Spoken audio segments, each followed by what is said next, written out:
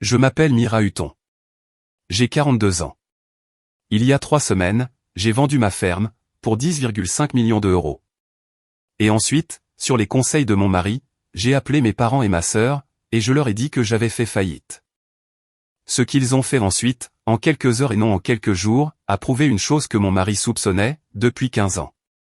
Et ce qui s'est passé lors du dîner d'anniversaire de mes parents, devant 40 invités, est la raison pour laquelle je ne décrocherai plus jamais le téléphone pour eux.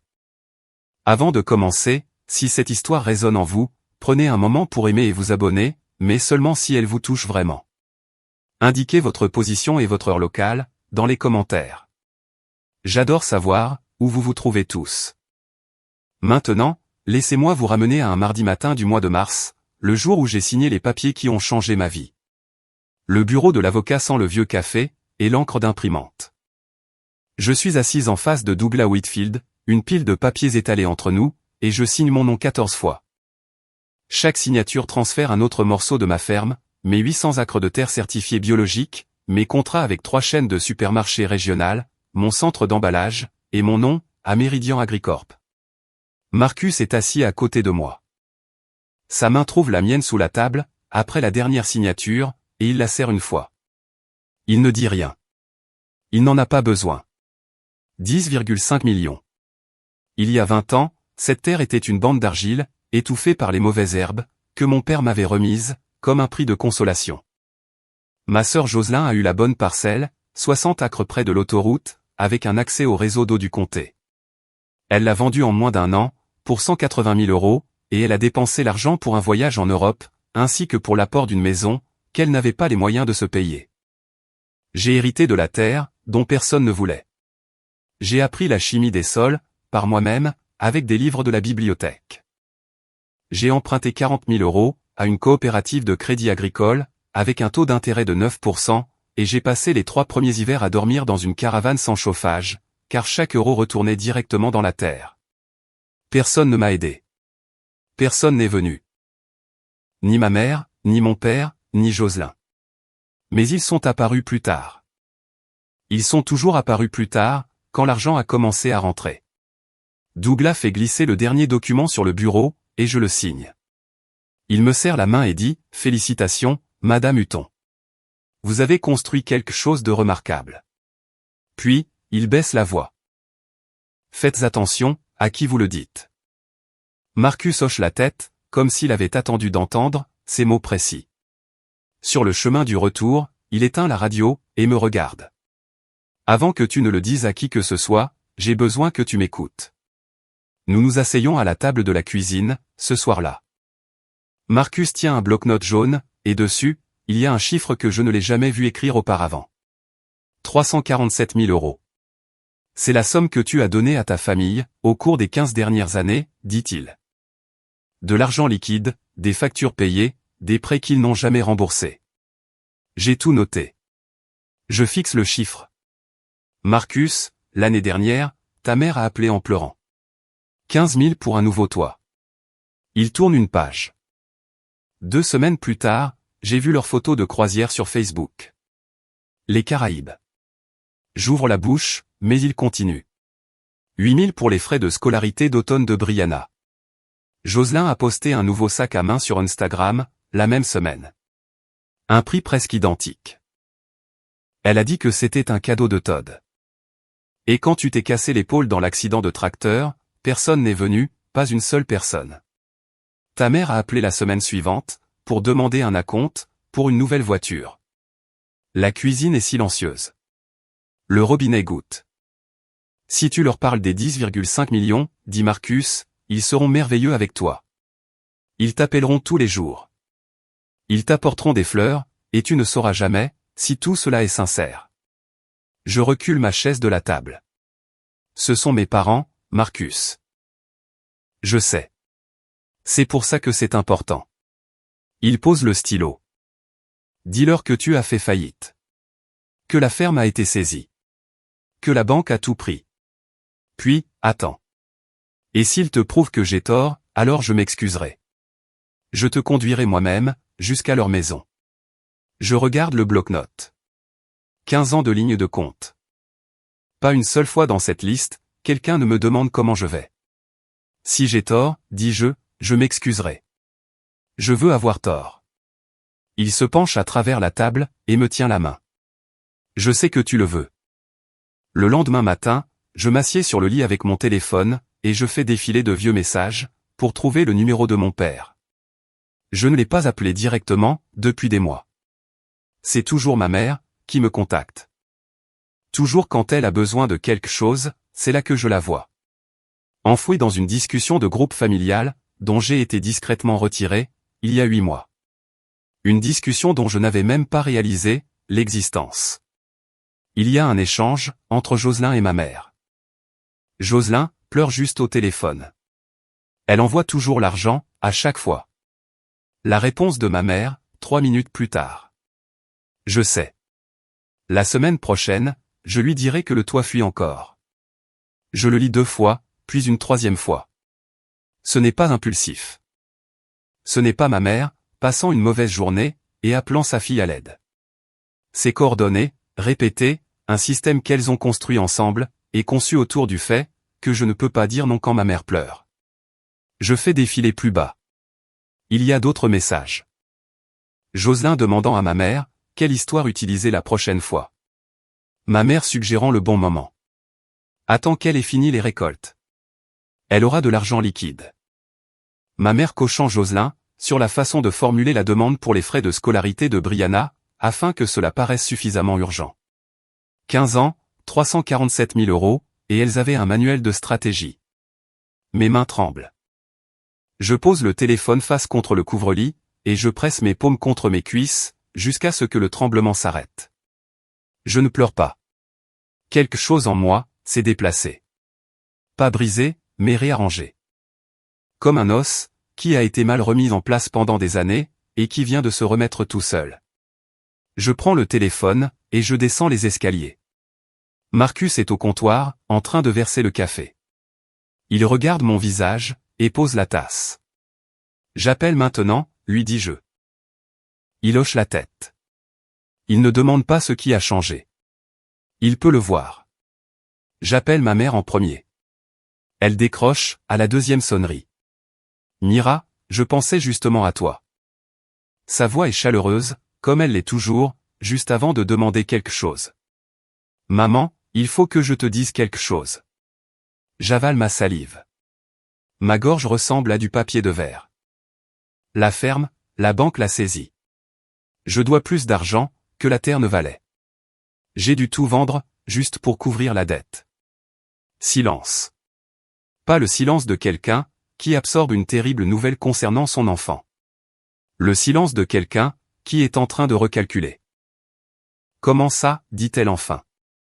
Et qu'en est-il de l'argent que je t'ai demandé pour le mois prochain? Je ferme les yeux. Je n'ai plus d'argent, maman. Elle expire.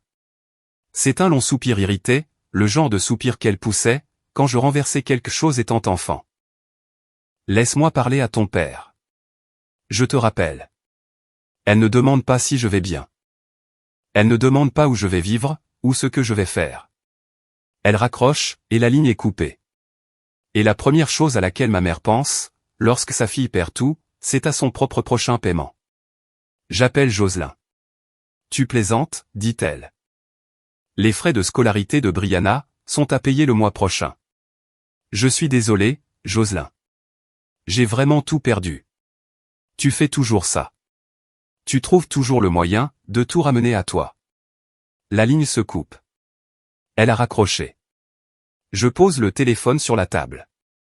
Marcus est assis en face de moi, les 2 mains à plat sur la surface, et il observe. Personne n'a demandé si j'allais bien, dis-je. Il ne répond pas. Il n'en a pas besoin. La réponse est posée entre nous, comme une pierre lourde. Puis, mon téléphone vibre. Une notification du groupe de discussion familiale, celui dans lequel je suis apparemment, toujours incluse. Je l'ouvre, et mon estomac se noue. Les messages arrivent vite. Ma mère écrit en premier. Mira a tout perdu. En faillite. J'ai toujours dit que la laisser diriger cette ferme seule était une erreur. Jocelyn, 2 minutes plus tard. Je savais que cet endroit finirait par faire faillite. Elle aurait dû aller à l'université, comme moi.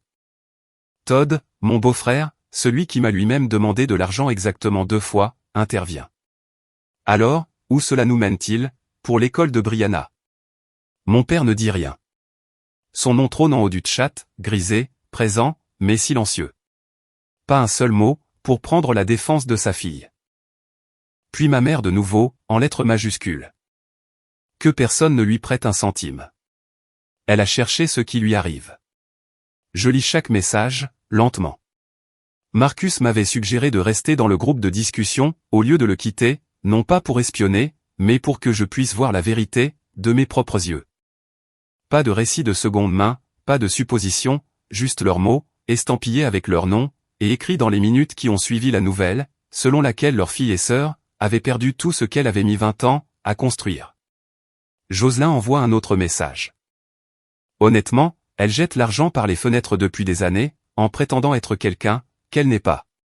Cela devait arriver. Jeter l'argent par les fenêtres. Je repense aux 8 000 € que j'ai envoyés pour la scolarité de Brianna il y a 3 mois, et aux 15 000 € pour le toit de mes parents. À ce flux constant d'argent, qui a permis à Jocelyn de louer des voitures, et à ma mère, de rénover sa cuisine. Je fais des captures d'écran, de tout. Non pas parce que je prépare quelque chose, mais juste parce que j'ai besoin de preuves, que tout ceci est bien réel, que je n'ai rien imaginé, et que les gens qui m'ont élevé, sont dans un groupe de discussion en ce moment même, pour me traiter de stupide, et se dire de ne pas m'aider. Marcus s'approche, et lit l'écran par-dessus mon épaule. Il pose sa main sur mon dos, mais ne dit rien. Il n'y a rien à dire. Le lendemain après-midi, ma mère appelle de nouveau. Cette fois-ci, sa voix est prudente, mesurée. Le ton qu'elle utilise, lorsqu'elle est sur le point d'annoncer une mauvaise nouvelle, dont elle a déjà décidé, que c'était la faute de quelqu'un d'autre. Ma chérie, à propos du dîner d'anniversaire, samedi prochain. Qu'est-ce qu'il y a? Ton père et moi en avons discuté, et nous pensons qu'il serait peut-être préférable, que tu n'y participes pas, cette fois-ci. J'agrippe le bord du comptoir. Vous annulez mon invitation. Ne le dis pas comme ça. Elle soupire. Tu traverses une période difficile. Les gens vont poser des questions. Je ne veux tout simplement pas, que l'ambiance en soit affectée. Je laisse la phrase s'installer. Ma mère n'est pas inquiète pour moi. Elle craint que mon échec ne vienne entacher sa fête. Que quelqu'un, au Rosewood Grill, ne se penche pour chuchoter « Mira n'a-t-elle pas perdu sa ferme ?»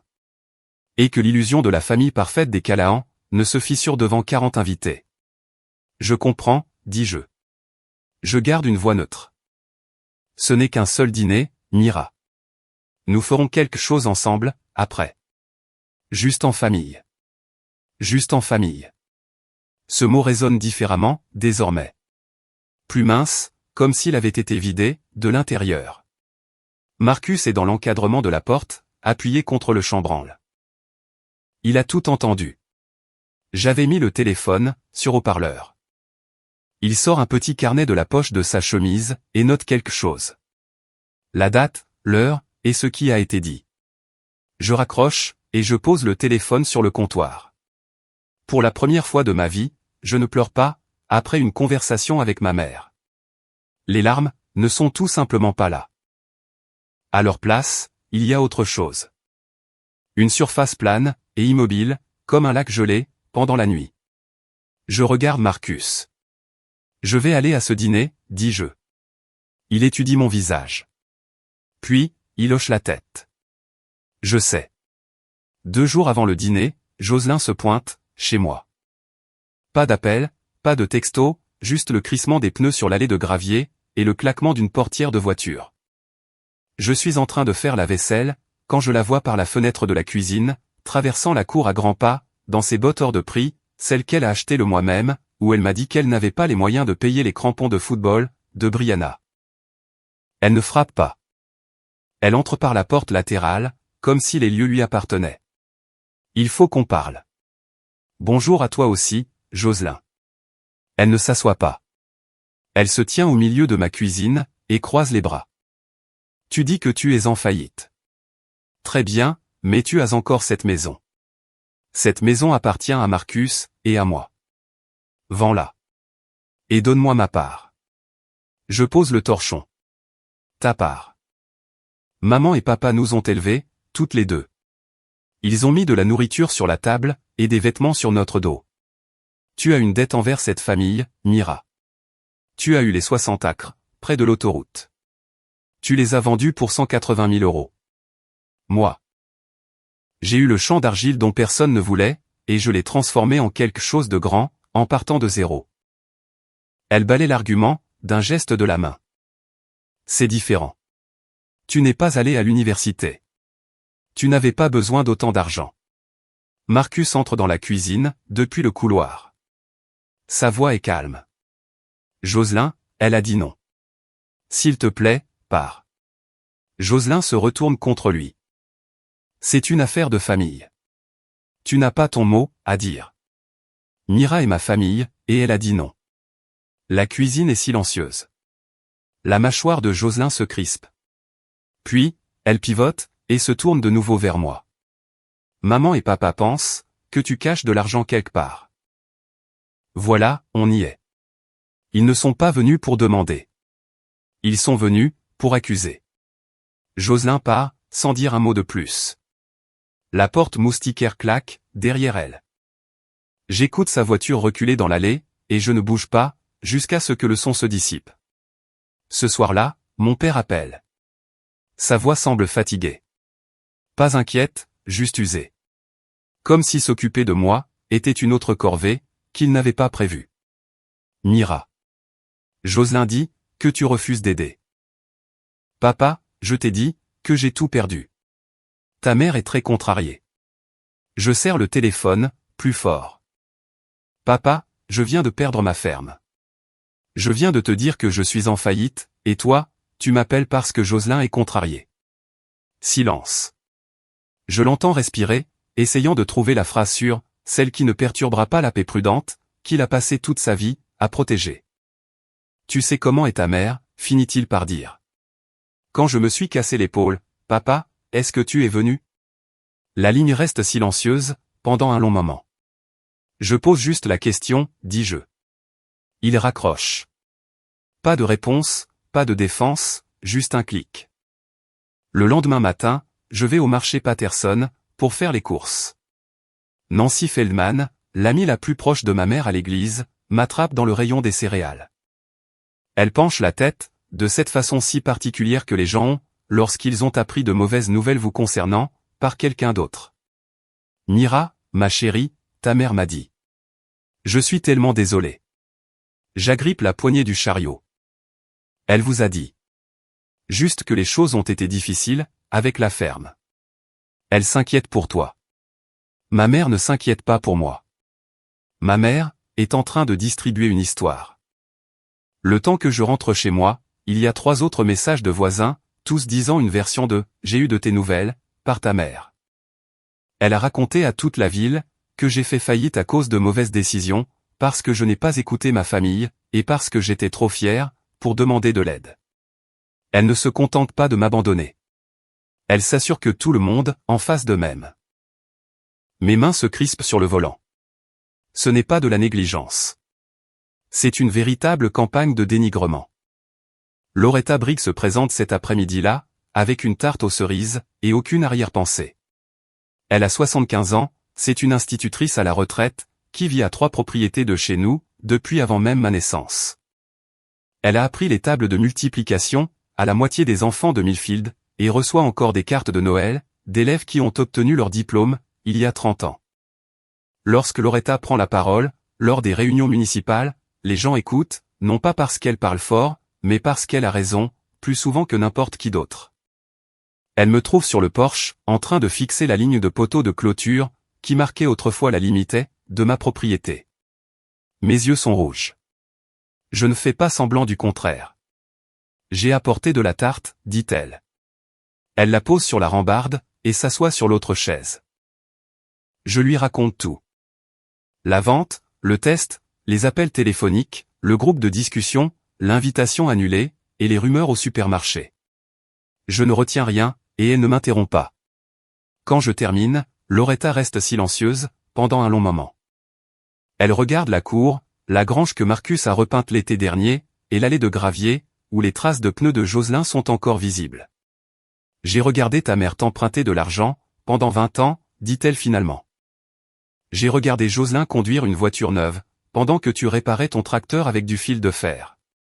J'ai regardé, Mira, et je n'ai jamais rien dit, parce que ce n'était pas ma place. Elle se tourne, pour me faire face. Ses yeux sont fixes. Mais personne ne peut fixer tes limites, à ta place, ma chérie.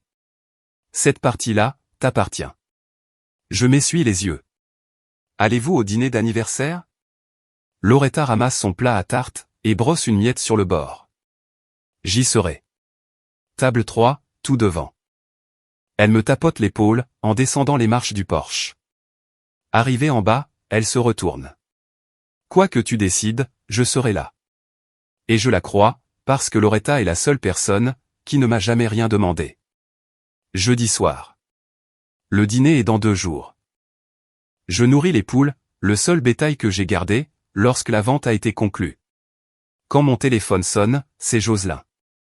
Je suis sur le point de ne pas répondre, mais mon instinct me dicte de décrocher. Et sa voix est douce, presque tendre. Je n'ai pas entendu cette version de ma sœur, depuis des années. J'ai repensé, à l'autre jour. D'accord. Je suis allé trop loin, en débarquant chez toi comme ça. Tu traverses une période difficile, et j'ai tout ramené, à moi. J'attends. Jocelyn ne s'excuse pas.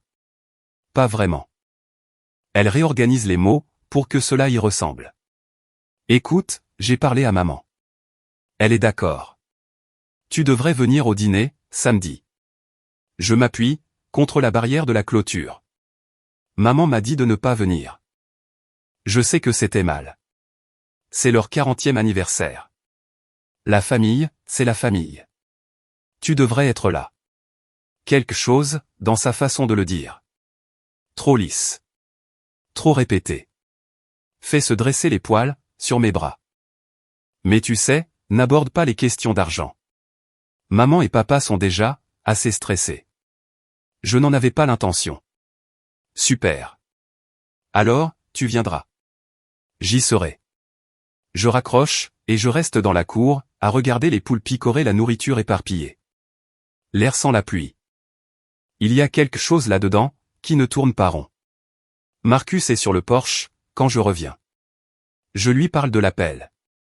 Il se penche en avant, sur sa chaise. Jocelyn n'est jamais gentille, sans raison. Peut-être qu'elle s'en veut, tout simplement. Il me regarde. Il ne discute pas. Il n'en a pas besoin. Nous sommes mariés, depuis 15 ans. Je sais ce que ce regard signifie. Pourquoi Jocelyn aurait-elle besoin de moi, à ce dîner? La question me suit jusqu'au lit, et s'assoit dans le noir à côté de moi, sans réponse. Samedi matin, le jour du dîner. Je suis à la table de la cuisine, en train de parcourir de vieux emails à la recherche d'un reçu, de la société de fournitures agricoles, quand je le trouve. Un message transféré, par mon père, et envoyé à ma mère, il y a 6 mois. Je l'avais survolé à l'époque, enfoui sous une centaine d'autres messages, concernant des commandes de semences, et des factures d'équipement. Je ne l'avais jamais ouvert. Je l'ouvre, maintenant. C'est une lettre de demande de renseignement, de Meridian Agricorp, adressée au bureau de l'immobilier du comté de Millfield. Il se renseignait sur les terres agricoles de la région, plus précisément sur des parcelles certifiées biologiques, avec des contrats de distribution existants. L'email a été transféré, par l'ami de mon père au bureau d'évaluation du comté, à mon père avec une note. Donc, j'ai pensé que tu devrais savoir. On dirait que quelqu'un de gros, s'intéresse aux terres de Mira. Mon père l'a transféré à ma mère. Pas d'objet, pas de commentaire. Il y a 6 mois, mes parents savaient que quelqu'un était intéressé par l'achat de ma ferme, pour un prix qui allait changer ma vie, et ils n'ont rien dit. Ils ont continué à me demander de l'argent. Ils ont continué à dérouler leur manuel de stratégie, parce qu'au moment où j'allais vendre, et avoir une vraie richesse, je risquais de ne plus être leur fonds privé. Je reste assise avec cette découverte, pendant un long moment. Le café refroidit. Une mouche se cogne, contre la moustiquaire de la fenêtre. Je fais une capture d'écran, de la chaîne de mai. Je l'enregistre sur mon téléphone, à côté des messages du groupe de discussion, et de la liste de chaque euro, que je leur ai jamais donné. Puis, je monte à l'étage pour m'habiller. Simple, propre, un chemisier foncé, et mes bonnes bottes. Marcus enfile sa veste de sport bleu marine. Il me regarde, dans le miroir. Tu es prête? Je vérifie mon sac à main. Le reçu de la vente à Méridian est toujours glissé à l'intérieur, plié en 3. Je n'avais pas prévu de la porter, mais je ne le sors pas non plus. Allons-y, le trajet jusqu'au Rosewood Grill prend 12 minutes. Marcus garde les 2 mains sur le volant. La radio est éteinte. Les champs, de l'autre côté de la fenêtre, sont plats et gris, sous un ciel bas de mois de mars. Et quelque part par là-bas, les 800 acres que j'appelais autrefois miens, sont déjà en train d'être arpentés, par l'équipe de Méridian. Qu'est-ce que tu veux faire, quand on sera là-bas, demande Marcus. Rien. Je veux juste y être. Et si quelque chose arrive, alors ça arrive. Je ne vais rien déclencher, mais j'ai fini de faire semblant, que tout va bien, quand ce n'est pas le cas. Il hoche la tête. Nous passons devant le silo à grains, sur la route 9, et tournons sur Main Street. Le Rosewood Grill est situé à l'angle, de Main et de Elm. C'est un restaurant à la façade en briques, avec des guirlandes de Noël qu'il n'enlève jamais, et une salle à manger privée à l'arrière, que la moitié de la ville a louée au moins une fois. Mon téléphone vibre. C'est Loretta. Je suis là, ma chérie. Table 3. Nancy Feldman est à côté de moi. Barbara Jenkins aussi. Je serai là. Je réponds par un emoji en forme de cœur. C'est le maximum dont je sois capable. Marcus se gare sur le parking. À travers la vitrine, je peux voir la salle à manger. Des nappes blanches, des compositions florales, ma mère évoluant entre les tables, dans sa plus belle robe, riant avec sa main posée, sur l'épaule de quelqu'un. Elle a l'air heureuse. Elle a l'air d'une femme célébrant 40 ans de mariage, entourée de gens qui l'aiment. Jocelyn se trouve vers l'avant, debout près d'une petite estrade, avec un microphone. Elle porte quelque chose de neuf. Todd est à côté d'elle, jouant nerveusement avec ses poignets de chemise. Je vérifie mon sac à main, une fois de plus. Reçu, téléphone, capture d'écran. Marcus coupe le moteur. Quoi qu'il se passe là-dedans, dit-il, je suis juste à tes côtés. J'ouvre la portière de la voiture. L'air est glacial. Je peux entendre la musique, à travers les murs du restaurant. Nous entrons. Assise dans cette voiture, avec le moteur éteint, en regardant à travers la fenêtre du restaurant, ma mère, qui riait avec ses invités. J'ai pensé à vous tous, qui écoutez ceci en ce moment. Si vous avez déjà été celui que votre famille n'appelle, que lorsqu'elle a besoin de quelque chose, et celui qu'ils oublient quand vous avez besoin d'eux, je veux que vous sachiez une chose. Vous n'êtes pas fou. Ce n'est pas dans votre tête. Et si cette histoire vous touche de près, cliquez sur le bouton d'abonnement. Pas pour moi, mais pour vous-même. Pour que vous vous souveniez, que vous n'êtes pas seul dans cette situation. Maintenant, laissez-moi vous raconter, ce qui s'est passé quand j'ai franchi, cette porte. La salle à manger est chaleureuse, et bondée. 40 personnes remplissent l'espace. Des voisins, des amis de l'église, les collègues à la retraite de mon père, à la coopérative céréalière. Des femmes avec qui ma mère joue au bridge, depuis 30 ans. Des nappes blanches, des bougies, et des bougeoirs en verre. Une banderole sur le mur du fond indique, 40 ans. Don Hépatie. Ma mère me voit en premier. Son sourire se fige pendant une demi-seconde, juste assez longtemps pour que je le capte, avant qu'elle ne réarrange son visage, pour lui donner un air accueillant. Elle se penche vers Jocelyn, et chuchote. Jocelyn chuchote en retour. Je lis sur les lèvres, de ma sœur. Je t'avais dit que je l'avais invitée. Ma mère traverse la pièce, les bras ouverts. Mira, tu es venue. Merveilleux. Elle me serre dans ses bras. C'est une performance. Ses doigts sont raides, dans mon dos. Salut, maman. Tu es ravissante, ma chérie. Asseyez-vous n'importe où. Marcus et moi, trouvons une table près de la fenêtre. Loretta est 2 tables plus loin, tout devant à la table 3, flanquée de Nancy Feldman et de Barbara Jenkins. Elle croise mon regard, et fait un signe de tête. Petit, et régulier. Je suis là. La pièce bourdonne de conversation. Je reconnais presque tout le monde. Ce sont des gens qui m'ont vu grandir, qui ont acheté des produits à mon stand de ferme, qui m'ont fait coucou depuis leur camion, sur les routes du comté, et maintenant, ils savent tous que j'ai fait faillite, parce que ma mère le leur a dit. Je peux sentir les regards, la légère inclinaison d'une tête, la remarque chuchotée, derrière un verre levé. Ils sont compatissants, pour la plupart, mais c'est le genre de compassion, qui garde ses distances. Personne ne s'assoit à notre table, à l'exception d'un couple de personnes âgées, que je connais à peine. Marcus me serre la main, sous la nappe. « Tiens bon », murmure-t-il.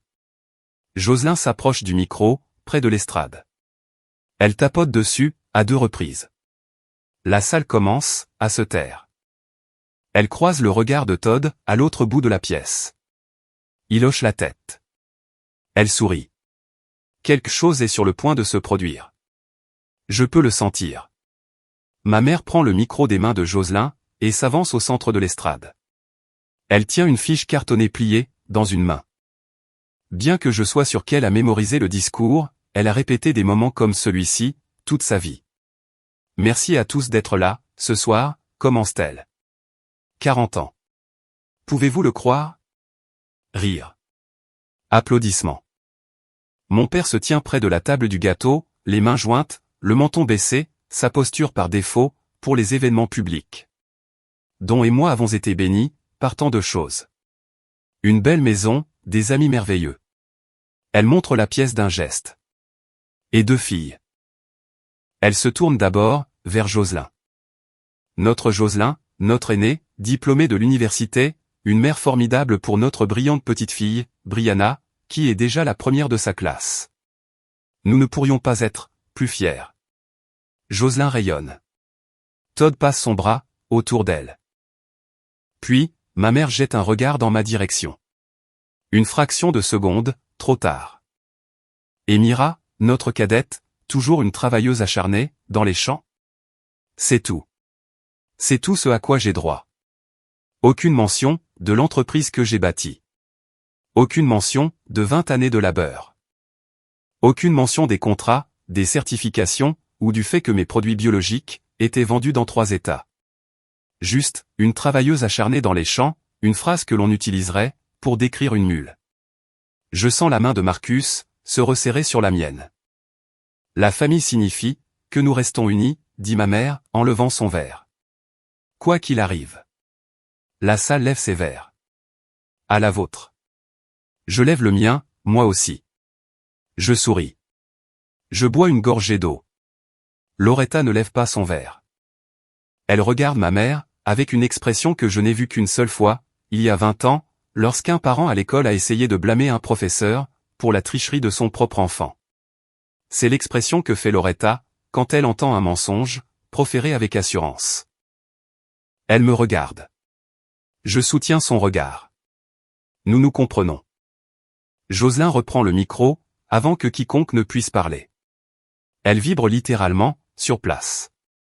Pendant que nous célébrons, dit-elle, Todd et moi avons, nous aussi, une petite surprise. Elle fait une pause. La salle se penche en avant. Nous venons de verser un acompte, pour une nouvelle maison à Maple Ridge. Halètement, applaudissements. Maple Ridge est le plus beau lotissement du comté. Des façades en pierre, des garages pour 3 voitures, le genre d'endroit où chaque pelouse ressemble à un terrain de golf. Acheter à Maple Ridge signifie que vous avez réussi. Ma mère plaque ses 2 mains sur sa bouche. Oh, Jocelyn. Elle la serre dans ses bras. Je suis tellement fier de toi. J'observe, depuis ma table. Jocelyn n'a pas l'argent, pour Maple Ridge. Todd gère un magasin, de matériaux de construction. Ils louent leur voiture, depuis 2 ans. Il y a 3 mois, Jocelyn m'a dit qu'elle ne pouvait pas payer, la scolarité de Brianna sans mon aide. Maintenant, elle achète une maison à près d'un demi-million. Puis Jocelyn se tourne vers moi, devant toute la salle. Et je veux dire quelque chose à ma petite sœur. Elle pose la main sur son cœur. Mira, je sais que les choses sont vraiment difficiles pour toi en ce moment, et je veux que tu saches, que pour notre ancienne maison. Quand nous déménagerons, Marcus et toi pourrez la louer. Prix d'amis pour la famille. La salle fond de tendresse. Des mains sur les cœurs. Quelqu'un s'essuie même, les yeux. Je reste parfaitement immobile. C'est pour cela qu'elle m'a invité. Pas par culpabilité, pas par amour. Elle avait besoin de moi dans cette pièce, la petite sœur en faillite. Pour que son annonce brille encore plus. Je suis l'ombre qui l'a fait rayonner. L'échec qui prouve son succès. Je souris. Je hoche la tête. Je dis « Merci, Jocelyn ». Les mots ont un goût de craie. Sous la table, Marcus se penche, près de mon oreille. Maintenant, tu sais. Oui, maintenant, je sais. 15 minutes plus tard, les discours se terminent, et la salle se divise en petites conversations. Les gens piochent dans le buffet. Quelqu'un monte, la musique d'ambiance. Une fête normale, pour tout le monde sauf pour moi. Todd apparaît à ma table. Il tire la chaise vide à côté de moi et s'assoit, le corps tourné de biais par rapport à la pièce, comme s'il essayait de donner un air détendu à la situation. Et, Mira, tu as une seconde? Bien sûr, Todd. Il fouille dans sa veste, et en sort un document plié. Il le fait glisser sur la nappe vers moi, comme on le ferait avec une serviette de table. C'est juste un formulaire de consentement, tout ce qu'il y a de plus standard. Jocelyn a besoin de la signature des 2 filles, pour utiliser la maison de tes parents comme garantie, pour notre nouveau prêt immobilier. Ton père et ta mère ont déjà signé. Je déplie le papier. L'entête provient de First Prairie Landing. Le formulaire autorise l'utilisation du 14 Birch Lane, la maison de mes parents, comme garantie supplémentaire pour un prêt résidentiel. La signature de ma mère se trouve en bas, à côté de celle de mon père. La seule ligne vide est la mienne. Ils ont besoin de la maison de mes parents, comme garantie. Juste une formalité, dit Todd. La banque l'exige. Tes parents sont d'accord. Je fixe le document. L'encre est fraîche. Ma mère l'a signé, aujourd'hui même. Nous y voilà. La vraie raison pour laquelle Jocelyn m'a appelé jeudi soir. La vraie raison pour laquelle j'ai été réinvité. Pas pour nous réconcilier. Pas parce que la famille, c'est la famille. Mais parce qu'ils ont besoin de ma signature, sur un bout de papier, pour financer une maison qu'ils ne peuvent pas se permettre d'acheter, en utilisant la maison de mes parents, comme monnaie d'échange. Je lève les yeux vers Marcus. Son visage est parfaitement impassible. La salle continue de bourdonner, autour de nous. Des rires. Le cliquetis découvert. Quelqu'un racontant une histoire, sur la fête de départ à la retraite de mon père. Personne ne remarque le document, posé sur la table. Je le ramasse. Je me lève. La salle commence à se taire. Je pose le document sur la table, juste devant moi. Bien ouvert, de manière à ce que toute personne suffisamment proche puisse lire l'entête. Je ne signerai pas ça. Jocelyn traverse la pièce, en 4 enjambées. Quoi? Pourquoi pas? Parce que c'est la maison de maman et papa, et que je ne laisserai personne la mettre en danger. C'est une formalité, Mira. On te l'a déjà expliqué. Vous n'avez rien expliqué du tout. Vous m'avez invité à ce dîner, non pas pour célébrer, mais parce que vous aviez besoin de mon nom, sur un document de prêt. Les tables les plus proches de nous deviennent silencieuses.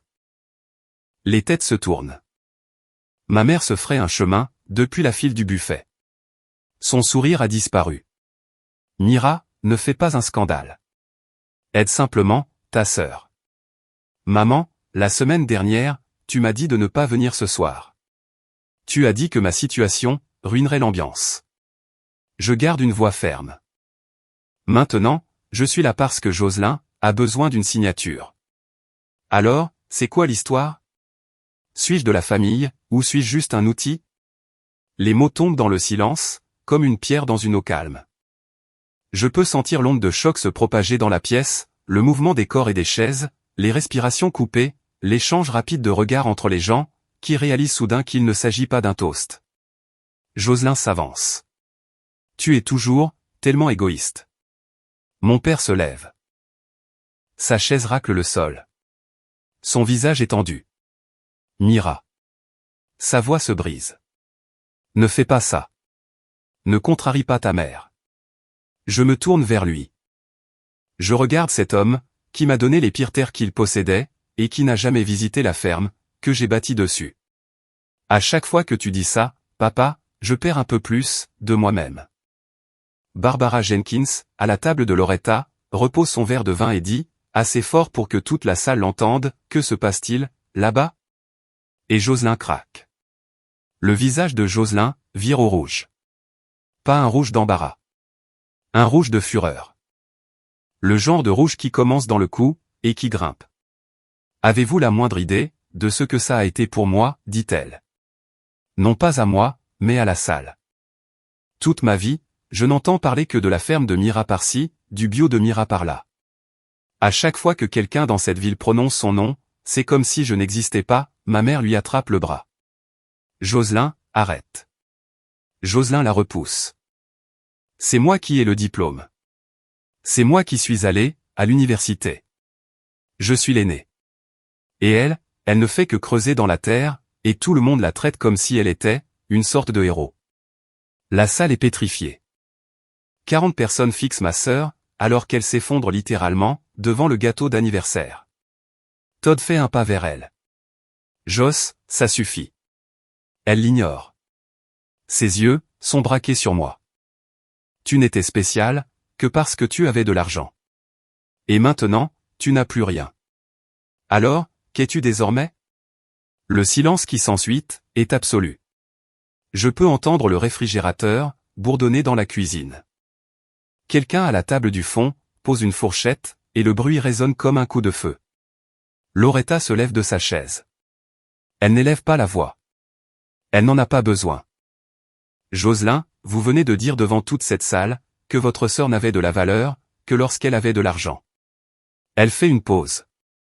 Vous êtes-vous seulement écouté? La bouche de Jocelyn s'ouvre. Aucun son n'en sort.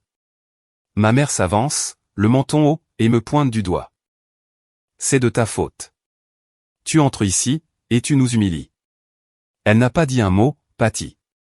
La voix de Loretta tranche net. Votre fille a posé une question. Votre autre fille y a répondu. La salle s'agite. Les chaises grincent. Les regards passent de Loretta à ma mère, puis à moi, comme des spectateurs suivant une balle, dont ils ne peuvent détourner les yeux. Je n'ai encore rien dit. Et la vérité est déjà là dans la pièce. Je me lève. Ma chaise ne racle pas le sol. Je la recule doucement, de la même façon que l'on fermerait une porte, qu'on ne va plus jamais rouvrir. Je ne suis pas en faillite. La salle retient son souffle. J'ai vendu ma ferme à Meridian Agricorp, il y a 3 semaines. 10,5 millions d'euros. Le contrat a été signé dans le bureau de Douglas Whitfield, un mardi matin. Le visage de ma mère devient blanc, et non plus rouge. Blanc, comme si le sang l'avait quitté, d'un seul coup. Mon mari m'a demandé de vous dire que j'avais tout perdu. Pas pour vous piéger, mais pour voir ce que vous feriez. Je plonge la main dans mon sac à main, et j'en sors le reçu de la vente pliée, celui que je porte sur moi, depuis ce fameux mardi. Je le déplie, et le pose à plat sur la table. Marcus confirme, d'un signe de tête. En 24 heures, voici ce qui s'est passé. Maman, tu as annulé mon invitation à ce dîner. Tu as dit que je ruinerais l'ambiance. Je regarde Jocelyn. Tu as bloqué mon numéro. Puis, tu l'as débloqué, quand tu as eu besoin d'une signature. Je regarde mon père. Tu n'as pas dit un seul mot. Je prends mon téléphone, et je le tiens de manière à ce que la table la plus proche puisse voir l'écran. Et dans la discussion de groupe familial, maman, tu as écrit que personne ne lui prête un centime. Elle a cherché ce qui lui arrive. La main de Nancy Feldman vole à sa bouche. Barbara Jenkins se penche en avant, sur sa chaise. Loretta reste parfaitement immobile, les mains jointes, et observe. La voix de ma mère sort, étranglée. Tu nous as menti. Je n'ai pas menti. J'ai dit que j'avais tout perdu, et en l'espace d'une journée, vous m'avez prouvé que j'avais raison. J'avais effectivement tout perdu. Sauf l'argent. La pièce est si silencieuse, que je peux entendre les flammes des bougies se courber sous le courant d'air de la ventilation de la cuisine. Jocelyn s'effondre, sur la chaise la plus proche. Todd se dirige déjà vers la porte. Il y a encore une chose. Je n'élève pas la voix. Je n'en ai pas besoin. Chaque personne présente dans cette pièce écoute attentivement. J'ouvre l'email sur mon téléphone, et je tourne l'écran vers mon père. Il y a 6 mois, papa, ton ami au bureau d'évaluation du comté t'a envoyé un message. Méridian Agricorp se renseignait sur les terres agricoles biologiques de la région, et plus particulièrement, sur ma propriété. La mâchoire de mon père se crispe. Il ne regarde pas le téléphone. Il n'en a pas besoin. Il sait exactement de quoi je parle. Tu l'as transféré à maman. Pas un mot, pas de commentaire. Tu as juste fait passer l'information. Je baisse le téléphone. Vous saviez tous les deux que quelqu'un voulait acheter ma ferme pour des millions d'euros, et vous ne me l'avez jamais dit. Nancy Feldman se tourne lentement sur sa chaise et regarde ma mère. Barbara Jenkins fait de même. Loretta ne bouge pas, pourquoi, demandai-je. Parce que si je vendais la ferme, et que j'avais vraiment de l'argent, je pourrais arrêter de vous en donner. Je pourrais enfin voir clair, dans votre petit jeu. Je pourrais enfin dire non. Mon père se tient debout, les mains le long du corps. Il ne nie pas. Il ne s'explique pas. Il reste juste là, paraissant plus petit que je ne l'ai jamais vu. Un homme de 67 ans, dans une salle à manger de location, regardant toute sa famille voler en éclats. Ma mère se remet plus vite. Elle le fait toujours. Ce n'est pas. Nous te protégions contre une décision hâtive, Mira. C'est ce que font les parents. Depuis la table 3, la voix de Loretta porte.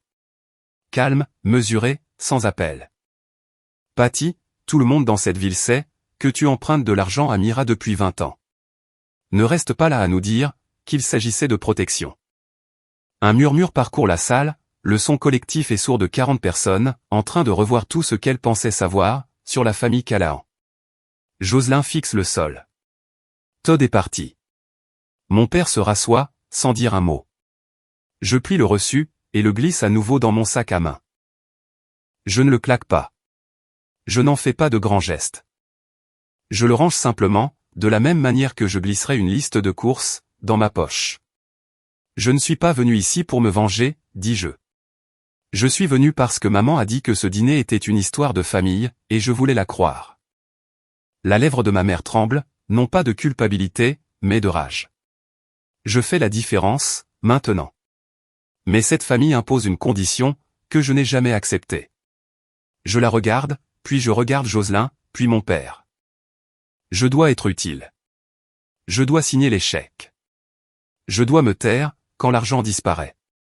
Et quand je n'ai plus rien à donner, mon invitation est annulée. Je redresse les épaules. À partir de ce soir, je ne donnerai plus un seul euro à personne dans cette famille. Non pas parce que je suis en colère, mais parce que je comprends enfin que je ne peux pas acheter ce qui n'a jamais été à vendre. Je me tourne vers Loretta. Merci de m'avoir toujours vraiment vu. Les yeux de Loretta brillent. Elle hoche la tête, une fois. Marcus se lève. Il boutonne sa veste et place sa main au creux de mon dos. Nous marchons ensemble, vers la porte. La salle est si silencieuse que je peux entendre mes propres pas sur le parquet. Un bruit qui, autrefois, me terrifiait. Le bruit du départ, le fait d'être celle qui s'en va. Ça ne me terrifie plus, maintenant. Personne ne m'appelle. Personne ne nous suit. Dehors, le parking est froid et sombre. La lumière du restaurant se déverse à travers les fenêtres, dessinant des rectangles jaunes sur l'asphalte. Marcus m'ouvre la portière côté passager, et je monte. Il démarre le moteur, et me regarde. Ça va? Je penche ma tête en arrière, contre le siège. La tension qui était enroulée dans ma poitrine depuis 20 ans, peut-être plus, se relâche d'un cran. Pour la première fois en 20 ans, oui. 48 heures après le dîner, mon téléphone s'illumine comme un standard téléphonique. Ma mère envoie un texto, en premier. Ma chérie, je suis désolé. J'ai mal réagi. J'étais sous le choc. Pouvons-nous nous asseoir, et discuter? Jocelyn, 6 heures plus tard. Je sais que j'avais tort, Mira. J'ai été sous tellement de pression. Allons déjeuner. Juste toutes les deux. Mon père envoie le plus long message qu'il ait jamais écrit. 3 paragraphes entiers. Il utilise le mot « désolé » 4 fois, et le mot « fier » 2 fois. Il ne les avait jamais utilisés, avec moi auparavant. Je lis chaque message assise à la table de la cuisine, mon café devenant froid. Marcus est en face de moi, en train d'éplucher une facture de l'hôpital. Il ne lève pas les yeux. Il sait déjà ce que disent les messages. Il savait qu'ils arriveraient. Quand tu n'avais rien, dit-il doucement. Ils ont disparu en 24 heures. Maintenant qu'ils savent que tu as 10,5 millions, ils sont revenus en 48. Il pose son stylo. Même personne, même vitesse, direction différente. Je fais défiler les messages, une fois de plus. Les excuses sont polies. Les mots sont choisis, avec soin. Chaque phrase est conçue, pour ouvrir une porte. Non pas parce qu'ils sont désolés, mais parce que l'argent se trouve toujours, de l'autre côté. Je ne réponds, à aucun d'entre eux. À la place, j'ouvre le groupe de discussion familiale, et je tape un seul message. J'ai besoin de temps. S'il vous plaît, ne me contactez pas, j'appuie sur envoyer. Ensuite, je mets la discussion en sourdine. Puis, je pose le téléphone face contre table, et je m'assieds dans le silence. C'est le premier silence depuis des semaines, qui ne cache pas de poignard. Marcus lève les yeux. De quoi as-tu besoin? De rien, dis-je. Je crois que c'est tout là, l'essentiel. En sortant de ce restaurant, j'ai ressenti quelque chose que je n'avais pas ressenti, depuis 20 ans. Mes 2 pieds, posés sur la terre ferme. Si vous m'écoutez encore, je pense que vous savez exactement, ce que je veux dire. Certains d'entre vous vivent cela en ce moment même, et je veux que vous entendiez ceci. Fixer une limite, ce n'est pas une trahison, c'est de la survie. Si vous ne vous êtes pas encore abonné, c'est le moment. La partie suivante est celle, à laquelle personne ne s'attendait. Et laissez un commentaire. Dites-moi, avez-vous déjà été, le distributeur de billets de votre famille? Sans ma signature, la garantie tombe à l'eau. First Prairie Landin rejette la demande de prêt de Jocelyn et Todd, dans la semaine. L'acompte de Maple Ridge, 40 000 € empruntés sur une ligne de crédit, qu'ils ne pouvaient pas se permettre, est perdu. Non remboursable. Le bureau des ventes du lotissement envoie une lettre polie. La maison retourne, sur le marché. Quelqu'un d'autre obtiendra la façade en pierre, et le garage pour 3 voitures, mais ce n'est pas le pire. Todd trouve le relevé de carte de crédit, 2 jours plus tard. Jocelyn avait pris une avance de fonds, 25 000 €, pour couvrir une partie de l'acompte. Elle ne le lui avait pas dit. Elle avait caché le solde, derrière un paiement minimum automatique, et espérait que le prêt serait conclu, avant qu'il ne s'en rende compte. J'apprends tout cela par Loretta, qui l'apprend de Nancy, qui l'apprend de Barbara, qui vit à côté du frère de Todd. À Millfield, l'information voyage par les mêmes canaux que l'eau. Elle coule vers le bas, et s'infiltre partout. Todd emménage, dans la chambre d'amis. Jocelyn retire Brianna de la Westfield Academy, car l'argent des frais de scolarité ne vient, désormais, de nulle part. Brianna fait sa rentrée à Millfield Régional le lundi suivant, traumatisée, et silencieuse. Cette partie me rend malade. Brianna n'a rien fait de mal. Le dîner d'anniversaire devient le seul sujet de conversation en ville. Pas d'une manière malveillante.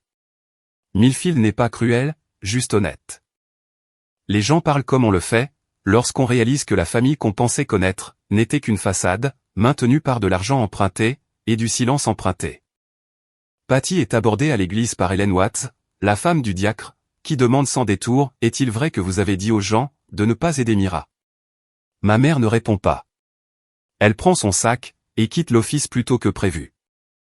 Pour la première fois en 40 ans, personne à la première église baptiste ne lui garde une place. Une semaine après le dîner, j'entends frapper à la porte d'entrée. C'est mon père, seul. Pas de voiture dans l'allée. Je réalise qu'il a marché les 5 kilomètres depuis la ville, en plein mois de mars, avec sa vieille veste en toile, et la casquette qu'il porte, pour aller à la quincaillerie. Il se tient sur le porche, son chapeau entre les mains. Il a l'air de 10 ans plus vieux, qu'il ne l'était au restaurant. Je ne suis pas là pour de l'argent, dit-il. D'accord. Je suis là parce que je te dois quelque chose. Pas de l'argent. Des mots. J'ouvre la porte plus grand. Il entre à l'intérieur. Marcus est dans la cuisine. Il verse une tasse de café pour mon père, la pose sur la table, et sort sans un mot. Il ferme la porte, derrière lui. Mon père enroule ses deux mains autour du mug, comme s'il avait froid. Il fixe la surface du café, pendant un long moment. Je savais ce que faisait ta mère, dit-il. Je savais que Jocelyn le faisait, aussi. Je l'ai regardé t'appeler, je l'ai regardé pleurer, je te regardais envoyer l'argent, à chaque fois. Et tu ne les as jamais arrêtés. Non. Sa voix se brise. J'avais peur de ta mère, des disputes, peur que tout ne s'effondre. Tout s'est effondré il y a bien longtemps, papa. C'est juste que tu ne voulais pas le voir. Il hoche la tête. Il essuie ses yeux du revers de la main, d'un geste rapide et embarrassé, comme s'il chassait une mouche. Je t'ai donné ces mauvaises terres, exprès, dit-il. Non pas parce que je ne t'aimais pas, mais parce que je pensais que tu étais la seule, assez forte pour créer quelque chose à partir de rien. Et tu l'as fait. Et j'ai été trop lâche, pour protéger ce que tu as construit. Je m'assieds en face de lui. Je t'aime, papa, mais je ne peux pas redevenir cette personne, dont tout le monde ne se souvient, que lorsqu'ils ont besoin de quelque chose. Il hoche la tête. Je comprends. Il termine son café, pose le mug dans l'évier, et ressort dans le froid. Le mardi suivant, Marcus et moi nous asseyons dans le bureau de Catherine Hawkes, une avocate spécialisée en fiducie et succession, située à 2 comtés d'ici. Elle a les cheveux gris, des lunettes de lecture sur une chaîne, et une attitude pragmatique qui me rappelle Loretta. Nous établissons une fiducie irrévocable. Les 10,5 millions y sont versés. Marcus et moi, en sommes les seuls administrateurs et bénéficiaires. Personne d'autre n'y a accès. Personne d'autre ne peut faire de requête. La structure est nette et définitive. Comme une porte qui ne se verrouille que d'un seul côté. Catherine envoie des lettres en notre nom. Formelles, sur papier à en-tête, à ma mère, à mon père, et à Jocelyn. Le langage est simple. Toute demande financière future ne sera pas prise en compte. Il ne s'agit pas d'une mesure punitive. C'est une limite. Ma mère appelle le bureau de Catherine, le jour même où la lettre arrive. L'assistante juridique de Catherine refuse de fournir la moindre information. Ma mère essaie encore 2 fois. Elle est polie la première fois, moins polie la deuxième. La 3e fois, l'assistante juridique dit simplement « Madame Callahan, il n'y a rien de plus que je puisse partager. » Et elle raccroche. Jocelyn m'envoie un texto, ce soir-là. C'est long, 4 paragraphes. Ça oscille entre les excuses et les accusations, comme une voiture qui fait des embardées, entre 2 voies. Je suis désolé, côtoie, tu as détruit cette famille. J'ai eu tort, et suivi d'eux, mais tu dois comprendre mon point de vue. Ça se termine par « J'espère que tu pourras vivre, avec ce que tu as fait. » Je le lis une seule fois. Je pose le téléphone. Je ne réponds pas. Marcus me trouve sur le porche, enveloppé dans une couverture, en train de regarder la dernière lumière du jour se vider du ciel. Jocelyn dit que j'ai détruit la famille, lui dis-je. Il s'assoit à côté de moi. Tu n'as rien détruit. Tu as simplement arrêté de reconstruire ce qu'il n'arrêtait pas de casser. Le ciel s'assombrit. Les étoiles apparaissent. Nous restons là, jusqu'à ce que le froid nous pousse à l'intérieur. Et pour la première fois depuis des semaines, je fais une nuit complète. Millfield est une ville, de 4000 habitants. Les secrets n'y font pas long feu. Les histoires du dîner d'anniversaire circulent dans le café, le bureau de poste, le parking de l'église, et sur les gradins des matchs de basket de Millfield régional. À la fin du mois, la version que la plupart des gens croient, parce que c'est celle que Loretta confirme, est proche de la vérité. Nancy Feldman m'appelle un mercredi. Mira, je te dois des excuses. Quand je t'ai vu au marché Patterson, j'ai cru ce que ta mère m'avait dit. Je n'aurais pas dû. C'est d'accord, Nancy. Ça ne l'est pas. J'aurais dû te poser la question, directement. 2 jours plus tard, une carte arrive par la poste, de la part de Barbara Jenkins. Pas d'argent à l'intérieur, juste un mot. Fier de toi, Mira. Ta grand-mère le serait aussi. Je l'affiche, sur le frigo. À la première église baptiste, le sermon du dimanche change de ton. Le pasteur David ne cite aucun nom. Il n'en a pas besoin. Il parle de ce que cela signifie d'aimer quelqu'un, tout en sachant dire non. De la différence entre la générosité et le fait d'être consumé. Ma mère s'assoit au dernier rang, les bras croisés. Elle part, avant le cantique final. Jocelyn et Todd annulent officiellement l'achat de Maple Ridge. Brianna est transférée à l'école publique. Todd commence à dormir dans la chambre d'amis, et y reste. Le compte Instagram de Jocelyn devient silencieux. Plus de photos de nouveaux sacs à main. Plus de publications géolocalisées, dans des restaurants chics. Ma mère essaie de maintenir l'ancienne version de l'histoire. Mira a tout cet argent, et refuse d'aider sa propre famille. Mais le terrain a changé. Les gens ont vu Loretta se lever. Les gens ont entendu ce que Jocelyn a dit, sur le fait que je ne valais rien sans argent. La performance ne tient plus debout. Pendant 20 ans, j'étais celle que les gens prenaient en pitié, ou qu'ils ignoraient. Maintenant, quelque chose a changé. Ce n'est pas exactement de l'admiration. C'est quelque chose de plus discret. Du respect. Je ne l'ai pas demandé. J'ai juste arrêté de faire semblant. 3 semaines après le dîner, ma mère abat sa dernière carte. Un texto. 23h47. Mira, j'ai eu des douleurs à la poitrine. Je vais peut-être devoir aller à l'hôpital. J'ai pensé que tu devais savoir. Je fixe l'écran, dans la chambre plongée dans le noir. Marcus est endormi, à côté de moi.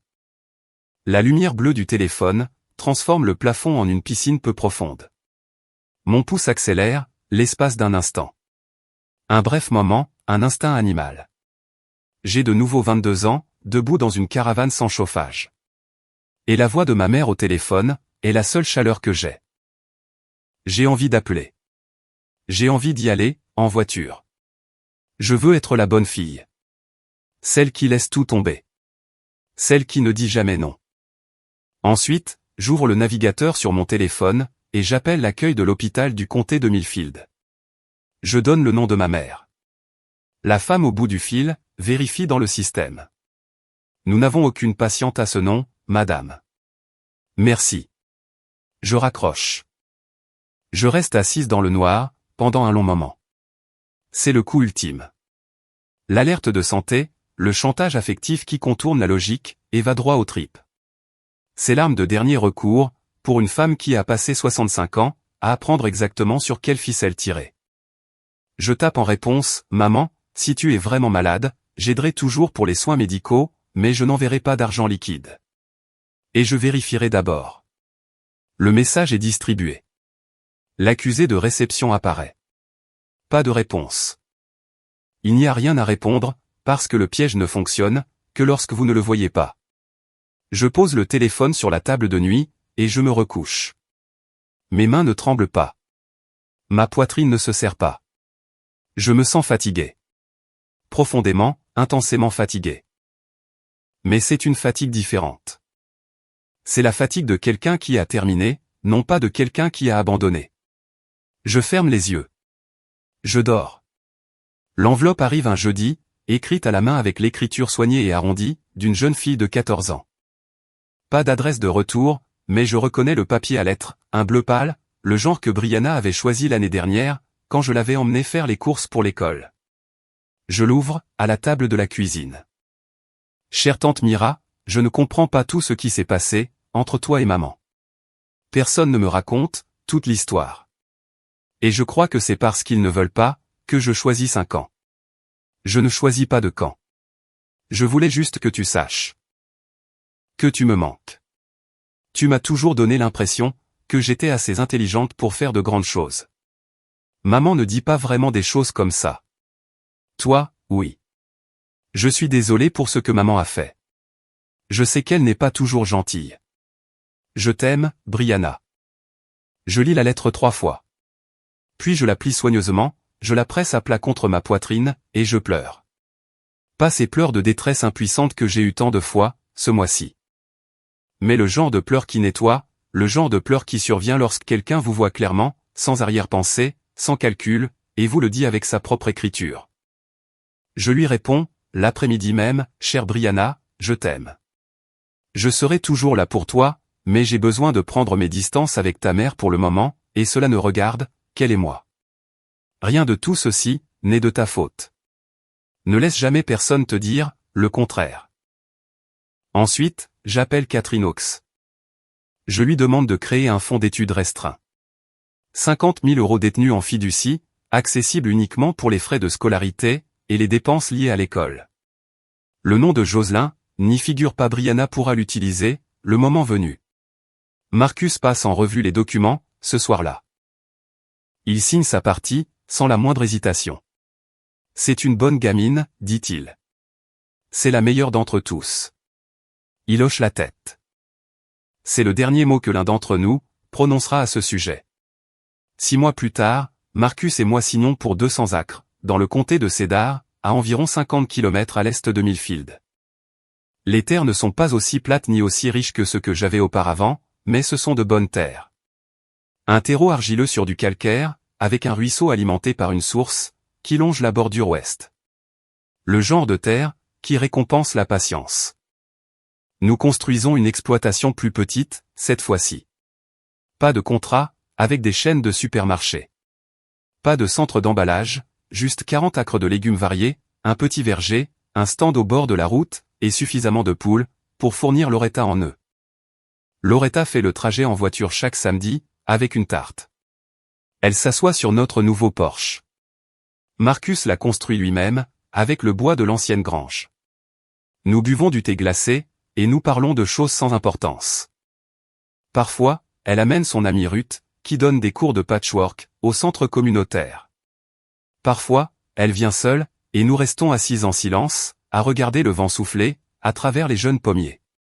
J'ai rejoint un groupe de soutien, dans la ville voisine. Des femmes qui comprennent ce que cela signifie, d'être le distributeur de billets de la famille.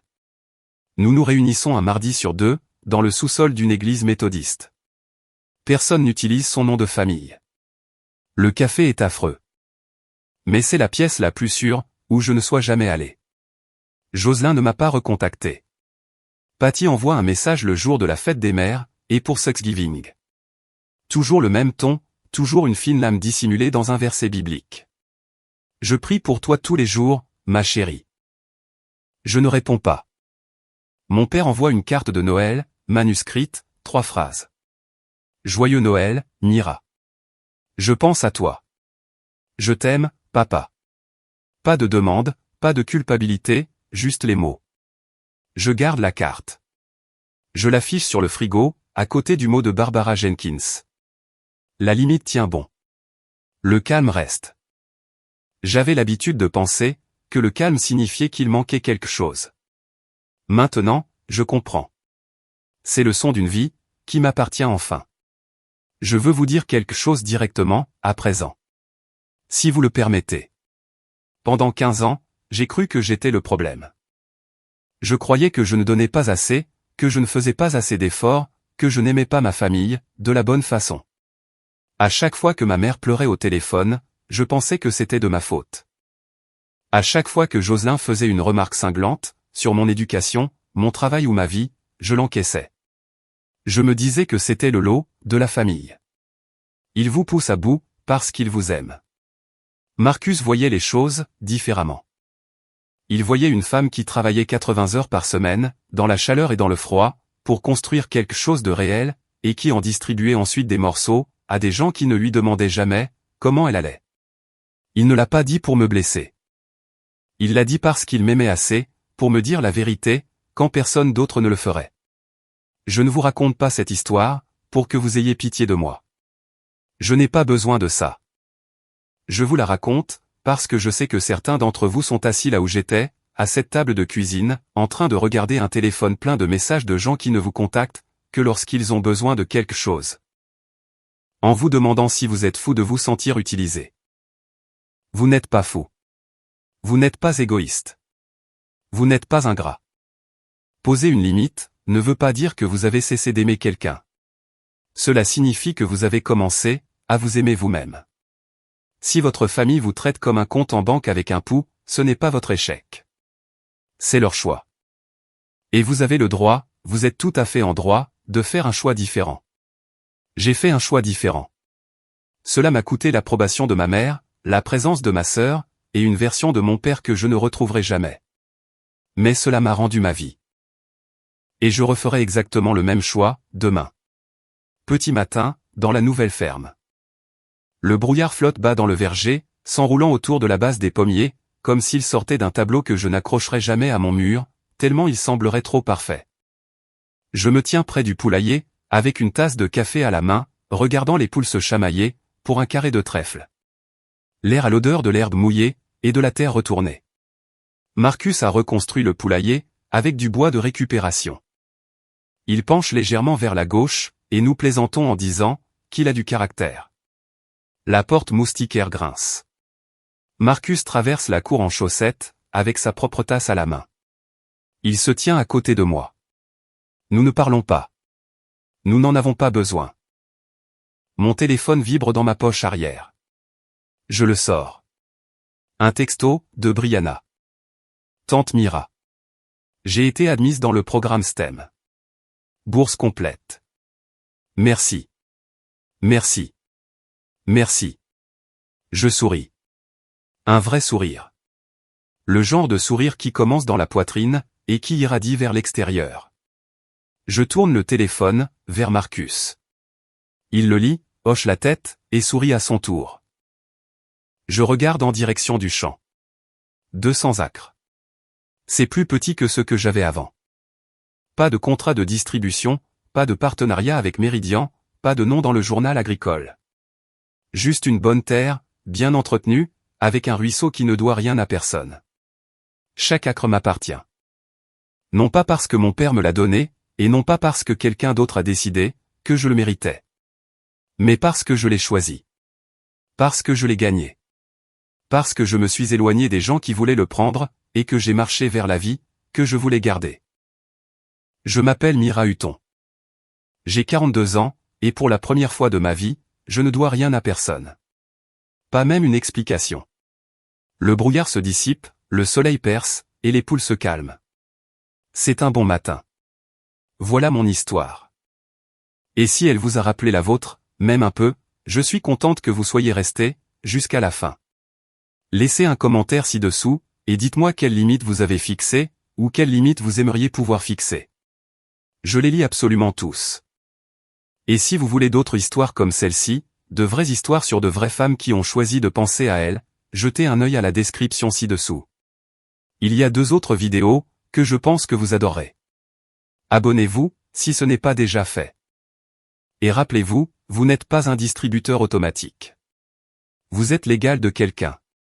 Toujours.